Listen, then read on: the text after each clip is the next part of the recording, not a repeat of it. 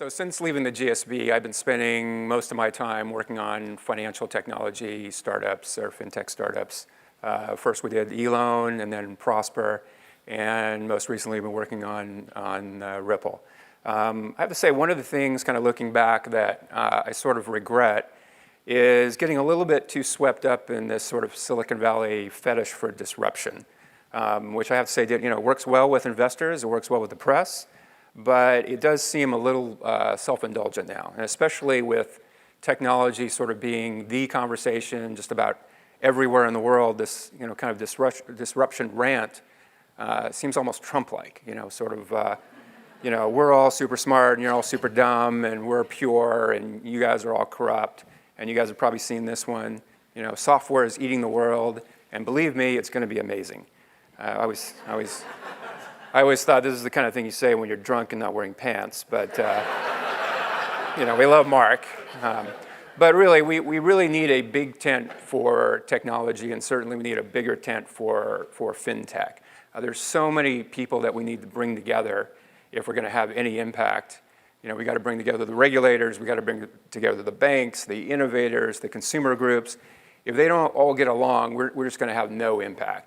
So we think fintech is more about diplomacy than it is about disruption. So I've been trying to think in terms of how do we just get on with building and stop being such a self-righteous disruptor.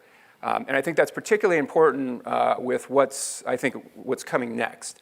I do think that we're sort of in the final stages of globalization. And obviously globalization has gotten a bad rap lately, rightly so. But not because it's a bad thing, but rather it's an incomplete thing. There is something missing. And the way we like to think about it is, just like you cannot have fire without fuel, oxygen, and heat, you really can't have effective globalization without interoperability in goods, data, and money. They all have to work together.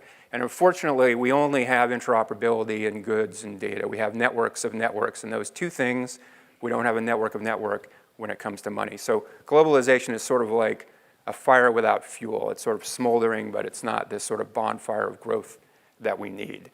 And you think about how we got here, think about how shipping used to be before the shipping container. So in the 1900s, for example, incredibly inefficient, very labor intensive, and it's because goods were packaged differently everywhere, so they get to port, you'd have to sort of unpack them, ship them again, super inefficient, huge drain on global growth.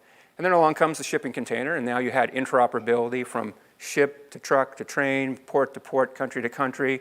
This made things hugely more efficient. In the next 20 years after this came about, you had about a 700% increase in global trade. We all know the story with data. The internet is basically a network of networks. Now you have 3 billion people that are communicating without being on the same network. But that's not the case with money. Money is not interoperable globally. So it takes days to move value from network to network. It costs the world about almost $2 trillion to move that value, and it blocks access to billions of people all around the world. And among other things, that means even a wealthy European can't send 50 euros to the US without it all being chewed up in costs, let alone the 50 cents that an underbanked citizen needs to be able to send if they want to be part of the global economy, all 2 billion of them, let alone the 100th of a cent that these new connected devices need to be able to send to other devices if they're really going to be full economic actors, soon to be 50 billion of them, very soon. But I think things are changing. Good stuff is coming. Lots of new technologies are on the horizon. One of them that's exciting and that we're working with is blockchain technology. It's basically a decentralized money network. Obviously getting a lot of hype right now, too much hype.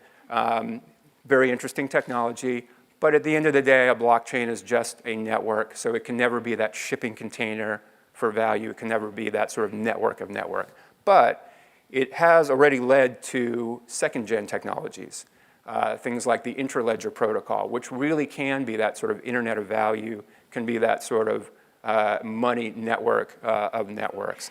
And what that means simply is that now you can have value moving network to network across countries instantly, basically for free, and anybody would have access to this. So no one party can block access to an internet of value, any more than one party can block access to the internet globally.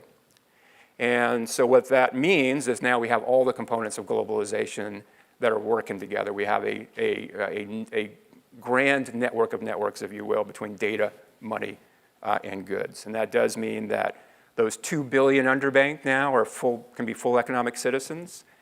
They can be customers of European, Chinese, and American companies. That means those billions of things now can be full economic actors. So you could argue the world is not just a world of the world economy is not a world of 7 billion, but maybe trillions of things and people buying, selling, and paying taxes. So good stuff's coming, but I think we have to stop being sort of these self-righteous disruptors here in Silicon Valley and really focus on building stuff. And importantly, don't give up on globalization. It is a really, really good thing. It is just not complete.